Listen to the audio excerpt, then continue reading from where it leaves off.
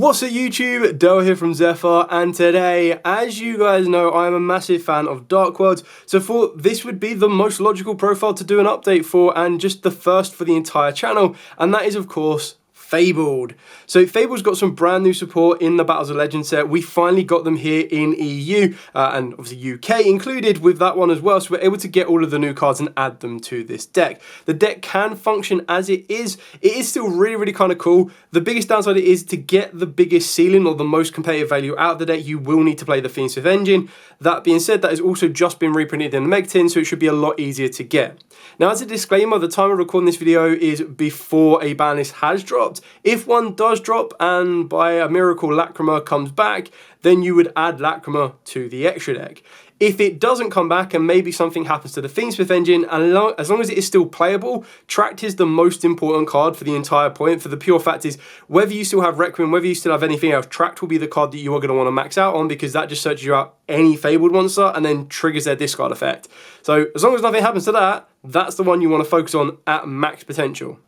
So, with all of that out of the way, please smash that like button, hit that notification bell, and subscribe so you don't miss out on any more upcoming content. I'm going to take you through the entire profile, show you what we've got, explain why we've got it, and then I'll talk you through some alternative options that you might have should you be massively opposed to certain cards in the deck, like the Fiendsmith package. So, starting off with the Fiend monsters that are not tuners, we're going to go with 3 Fabled Microtia. Now, this card came in, I think it was Blazing Vortex, but then also came in the Megatins of 2024 last year. So if this card is in the hand, you discard up to 2 monsters except itself, but include another Fabled monster. And if you do, special on this card. So it's basically a free summon. Well, I say a free summon, you still have to discard 2 cards, but with your Fabled cards, they all want to be discarded. It is pure Dark World-esque abilities, and what I would love about this is if it said discard 2 other monsters, which it does, you could technically play a Fabled Dark World hybrid, which would only be for pure fun. It wouldn't be competitive value, but the idea is that like the Fables work so well at discarding the Dark Worlds, you're just constantly giving them more ways to trigger. So it's kind of like, rather than playing the Dangers that is always going to be randomized, play the Fables could be a really kind of cool hybrid. And then if summoned this way, this card gains 200 attack for each monster discarded. If this card itself is decided to the graveyard, you get to add a Fable spell or trap from the deck to the hand. Now, there are some really kind of cool spells. The main one is one of the brand new ones I'll just quickly jump ahead to give you a bit of an idea of Realms Revival. This card's pretty insane because it lets you draw cards, it lets you special summon Fable monsters, and I'll talk more in depth when I get to it. But the Microtia is actually a really kind of cool component for the deck, and I think it's a mandatory 3 of. Then we've got the 2 Grimro. So this one, again, is a non-tuner, but if you control a Fable monster, you get to send this card from the hand to the grave to then add a Fable monster from the deck to the hand except itself. Now, it's very important, the difference between discard and send. So as this was sent, it doesn't trigger a discard effect, not that it has one. But if there was a card something along those lines, that's kind of the idea that we're going for. We've then got 2 Cross. So if it is discarded to the graveyard, target other level 4 or lower Fabled monster in the graveyard and special summon it. So again, in the example of something like your Microtia, if you discard, not Microtia, but like your Cross plus a Grimro, for example, you'll be able to get the Grimro back to the field and you've got an instant rank 4 if you wanted to, but usually what you're trying to push for is you're trying to make sure that what you're reviving is a tuner, so you can work your way into the Synchros, because that's when you're going to get your insane boss monsters that are really going to help you out in your strategy. And then we do have the 1 Fabled Lorry, and then the only Fiend tuner we play in this deck is the 1 Fabled Cusciano. Now, I'm probably leaning more towards taking out the Cusciano and going for a Raven. That's the one big change that I'm highly considering, for the pure fact that this is just, if it is in the graveyard, you discard a Fabled monster to the grave, accept yourself and add it back to the hand. Now, it's not hard once per turn, so you can do that as many times as you can get it from the field to the grave, and it is a level 3. Whereas with Fabled Raven, you can adapt its, like, it is a tuner and it's originally a level 2, but then you have the ability to adapt its level very easily by discarding more cards. The only issue is that you burn through that resource with very little ways of getting it back unless you're triggering off the Fabled card effects to come back. Anyway, moving on to the Beast, the other counterpart of the Fables themselves, we play 3 Rescue Cat. Yeah, I know, don't worry. It's not a Fable monster, but it might as well be. So the reason I'm showing you Rescue Cat is this is your best starter for the entire deck. It's insane. It is a big annoyance that you send it as cost to special summon 2 level 3 or lower beasts from the deck. Their effects are negated and they're destroyed during the end phase. So it does mean if you send it and they ash it, you cry inside. Doesn't mean it's the end of the world because you do have loads of extenders, but I'm about to show you the beast that you can summon off of the back of the Rescue Cat, which is absolutely insane because it's level 3 or lower, which is crazy. So we do max out on the brand new Fabled Belphemoth. So this card is just pretty much custom for the entire deck. So it is the tuner. And then if this card is in the hand, you discard 2 or more Fabled monsters, including this card. And if you do, special summon a Fabled Synchro monster from the extra deck whose levels equals the discarded monster's total original level. And it is treated as a Synchro summon. If a card or cards is sent from your hand to the graveyard while this card is in the graveyard, except during damage step, you banish this card to special summon a Fabled monster from the hand. Now, basically what this card is doing for the cost of 3 cards, including itself, will allow you to Synchro summon, which is crazy because then it just gives you a lot easier access to get into your Fabled Synchros. And what it's basically doing is allowing you to go, cool, play a card, interact with, play a card, interact with, play a card, interactively. Okay, cool, I've gone second, so 1, 2, 3, Synchro. Or play a card, interacted with, play a card, interacted with, Synchro with the bell from off, and off you go. Next, the other cards that can call for Rescue Cat, but you probably really just want to be discarding them because of how good it's going to be, is the 2 Cerebrals. Now, if this card is discarded to graveyard, special summon it. Simple as that. Comes back, level 2 tuner, it's everything you need, and it's not hard once per turn or anything like that, so if you were to discard both of these, they both would go, yay, come back to the field. We've then got the 1 Arbanak.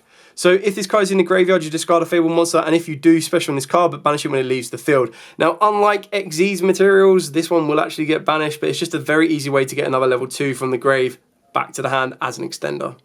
Then we've got the 1 Nuzi. So during the main phase, you get to discard. This is the only beast that is not a tuner except Rescue Cat. During the main phase, you get to discard a Fabled monster, and if you do, special on this card from the hand. When this card is special summoned this way, you can special on a level 2 or lower Fabled monster from the hand. So again, you're burning through your resource in the hand, but the idea is you're getting a non-tuner level 2, you're going to get another Fabled monster as well that is a level 2 or lower, so it's probably going to be a level 2 tuner, and you're trying to work your way into some more Synchro plays. Then for the Fabled spell cards, we're on 3 of the Fabled Realms Revival. This card is, again, pretty much like the Berthamoth, pretty custom for the entire strategy. So when it's activated, you get to set a Fabled spell or trap from the deck, except itself. Now it's a you can, so if you don't have more targets, you don't have to do it, but remember that also copies are, you can also then get access to stuff like Stairway, which I'll talk about in a second. So the benefits on this is your opponent cannot activate card or effects when you Synchro summon a Fabled Synchro monster, and then once per turn you get to discard a Fabled card to then activate one of these effects. Now unfortunately you are discarding as cost, but the benefits on that is you get to draw a card, so you replace the card you wanted to discard, or you special summon a Fabled monster from the grave or banishment, which is really important because if you do end up banishing cards, or as they are all lights and they get hit with like a Bestial, you do get the ability to come back at it. Then the spell that you're going to be going for is the Stairway to the Fabled Realm. So when this card is activated, you send a Fabled monster from your deck to the grave. You can target 1 Fabled monster in your graveyard, you discard 2 cards, and if you do, add that monster back to the hand. You can only use this effect once per turn. If your Fabled monster attacks an opponent's monster and you have less cards in your hand than your opponent, your monster gains attack equal to the difference in the number of cards times 200 during the damage calculation only. Now again, the idea of this one is if you want to specifically target a very specified Fable in the grave and get it back to the hand, it's going to cost you 2 cards in your hand, but the idea is that those cards you're discarding are going to loop themselves back to the field or back to the hand in one way or another. Then for the Fiendsmith package, pretty standard on this one. 2 Engraver and the 1 Lacrima. All of these have just been reprinted in the Megatins. So Engraver's had more reprints because it came out in like Rarity Collection 4, I believe, off the top of my head. Lacrima is the first reprint on this one, so I'd advise you trying to pick this up. But as I mentioned at the start of the video, the most important card for you to get hold of is going to be Tracked. Like, if someone said to me, if I had to prioritize, I can only afford to get Tracked, Engraver, or Lacrima, what do I go for? You go for Tracked. You add a light Fiend monster from the deck to the hand. Any of your Fabled cards, and then discard any of your other Fabled cards, and off you go. Even without Requiem, you just go like pure Fabled plays, and you'd still be able to get there, so I highly advise getting free Tracked. The final supporting like little monster engine, which I like about this just because it lets you regain all your resource back from the graveyard, or at least as much as you possibly can, is the Mutiny Package. So you only need to play 1 Dawn's Light and 1 Mutiny. And the reason for this one is monsters in your leftmost and rightmost monsters column cannot be destroyed by card effects, so sometimes that will really catch your opponent off guard. If this card is in the graveyard, you can target a Fiend monster you control, negate its effects, and if you do, special on this card. If this card is sent to the graveyard by any means, you get to add a Mutiny in the Sky from the deck to the hand, which is this card. And this one lets you fusion summon a Fiend or Fairy fusion monster from the extra deck by shuffling Fiend and or Fairy monsters from the grave into the deck. Or from the hand if you want to as well. Then on top of that as well, you get to send a Fiend or Fairy monster from the hand or face up from the field to the graveyard to add this card back to the hand. Again, it sends it, doesn't discard it, otherwise this would have been incredibly busted in Dark World. But again, if you're playing a card like this, you could very easily see where you could either take the Fiendsmith package and turn that into a Dark World package, not something that's better, but then on the flip side, when you look at Fiendsmith, you could, Dark World, you could also take out the Danger package, which is like 10 cards, and then put in like a 10 card Fabled Engine. But remember, it's just going to be a supporting engine, it's not going to be anything wild. Now, the last 9 spots in the main deck are going to be hand traps or breakers of your choosing. Now, if I'm being completely honest with you, I wouldn't go anywhere near Forbidden Droplet for the pure fact that you already burn through so much resource, which is why you're more favoured playing these 9 cards here. Now, the reason these are in blue sleeves is they're currently in my main deck, being the Dracotals right now, and I don't own multiple copies of the Chummies. So, free Ash, free Fuelos, and free Perulia. Now, I know that these are a lot harder to get. Like, everyone should be able to have access to Ash, and the main reason for this one is to be able to Ash your opponent's Fluoroses or the Perulias or anything that might affect you the most. Mainly going to be a Fuelos or a Meowis. Okay, so that's basically what you're doing with Ash Blossom. These other 6 slots can be anything you want. Now, remember that you're trying to discard monsters, so sometimes if you're trying to want to get the balance of everything right, maintaining or swapping these out for monsters can be just as good for you. So you could go Ghost Bells, Ghost Ogres, but remember, you're putting hand traps in. You want to be discarding those hand traps, and these are the only ones that replace themselves. So the next best alternative option would be free Phantasme, in my opinion. That's only going to be in against specific matchups. So if your environment is always going to be making a Link Summon or more, then being able to main deck the Phantasme is justifiable. On the flip side of that as well, you might want to be looking at possible breakers in the form of Kashtira Fenrir would be the ideal one go to. But then on top of that as well, you can also consider, like I've mentioned, Bells and the Beerus as well that could be quite useful for you. So that's it for the entire main deck. Now to move on to the extra deck. So for the extra deck, we'll start off the lower level Synchro Fable monster being the Andraith. So you might have seen this in my Dark World profile before, but this requires a Fabled Tuner and then 1 or more non-tuners. And if it is special summoned, you get to discard 1 card to negate the this effect. Your opponent can discard a card to negate this effect, otherwise you get to draw 2 cards. You're recycling your hand, and then you're discarding a card. If a monster is sent to the graveyard from your opponent's hand to the graveyard, except during a damage state, you get to target a monster, one of those monsters, and special summon it to your field, but you negate its effect. So if they do try to negate the effect of you drawing 2 and discarding 1, they then just give you a monster anyway. Then we've got one of the brand new ones of the Ganon Nin.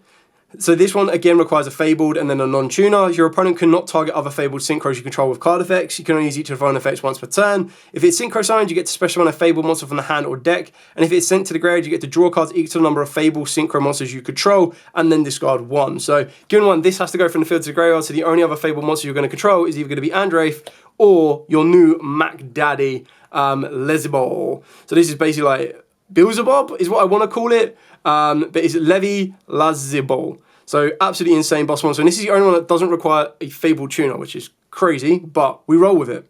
So once per turn, during the main phase, you get a quick effect to tribute any number of Fabled monsters, and if you do, take control of that many face-up monsters your opponent controls. Their effects are negated, and then if this card is in the graveyard, you get to target 1 other Fabled card in your grave, return this card to the extra deck, and if you do, add that target to your hand. It's insane for recycling resource, and the fact that it recycles itself is what gives it the best benefit.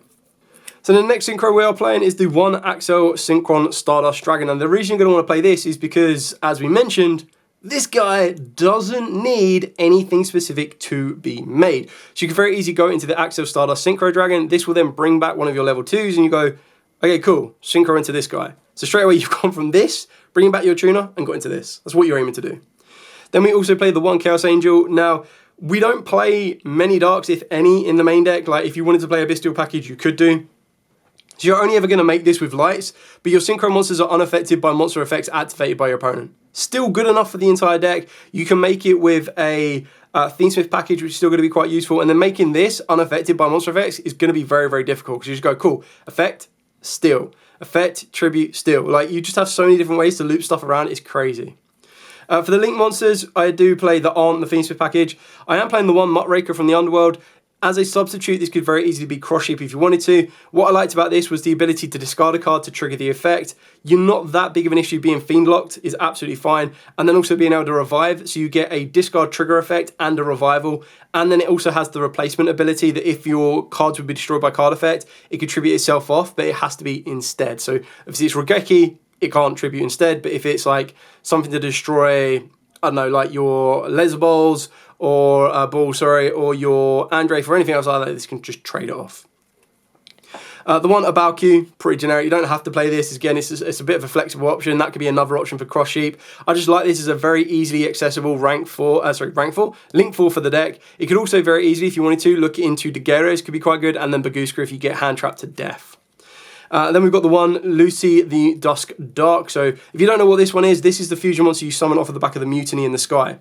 Monsters in your leftmost and rightmost main monster zone cannot be destroyed by card effect. Only use each of the following effects once per turn. Target one card your opponent controls, send a fiend or fairy monster from the deck to the grave, and if you do, destroy that card. If another card or cards you control is destroyed by card effect, except you're in damage state, you target a card on the field and destroy it. So again, you're just getting like double usages off the back of it. And another very substituted optional engine in here as well, where if you wanted to play into the Unchained package, you could play Yama, Rage, heck, you could even start opening up to like Anguish if you wanted to, but then you also have the ability to main deck the Shavara as well. Then for the Fiendsmith package, Requiem, Sequence, and Agmonde, pretty straightforward on that one. For fusion monsters to come off the back of Sequence, but also as part of the Fiendsmith package as well, will be your Nekoquip, Aerial Eater. Aerial Eater is actually really quite important because this one gives you that ability to send your fiends from deck to grave. You can also get high level fiends to the grave with your Synchros to banish them and bring it back, but more times than not, it's just going to be that ability to dump the Fabled monster you directly want access to from the deck to the grave, and then trigger the effect to bring them back into rotation. One Desiree, and then the one High Wave King Caesar. So if you watch my ban list prediction video, I thought that there is a possibility that High Wave King would get banned, and in that place, Lacrima would come back. If that happens, that's the one you swap out for the Lacrima. If it doesn't happen, happy days, you've got a way to nib check your opponent. If this also does happen, another thing you can use to nib check your opponent will be a Crystal Wing. It does get a little bit awkward, and you have to go down very specific routes in order to do so, because that's when you need to rely on your lower level Synchros, being the level 4 and the level 6. So this plus a 2 gets you into your Crystal Wing, and then this plus a 4 or an adapted Raven also gets you into it as well. So that's it for the entire profile. Hopefully this has given you a bit of an idea of what Fabled may or may not look like. It wasn't actually that crazy expensive. I was able to get 3 of every of the brand new Fabled card for like £12 online. But then I also think that to get the engraver, like you only need 1 Lacrima, 2 engraver, 3 tracks. And I think the tracks were something like £5. Engravers are relatively about the same, and I think Lacrima is about the same as well. So the cost does add up, especially when you try and get Requiem as well, which you don't need 3 of, you only need 1 of. Agmonde, you only need 1. Sequence, you only need 1 as well. So it's not hugely breaking the bank, but I do fully understand. But that's what I've said. To prioritise, get hold of Tracked. Because one way or another, with or without Engraver, with or without Lacrima, you would still play Tracked because it's just that incredibly good. Activate this, add a Lurry, discard the Lurry, Lurry comes back, you've got a free Fabled monster on the field. Activate this, grab, I don't know, anything, any of your Fabled monsters that is a fiend, keep in mind, very important, wherever they may be, there we go. Add the Kushino, send this, discard this one, add the Cross, discard the Cross, lets you bring back a Fabled monster. So you've got loads of ways to be able to recycle some of your resource, which is why Tracked, in my opinion, is the most important to get your hands on. Anyway, that is it for the entire profile. Thank you so much for watching. Any questions at all, by all means, please put in the comments down below. I will be more than happy to answer them. For now, as absolutely always, stay safe and, of course, happy dueling.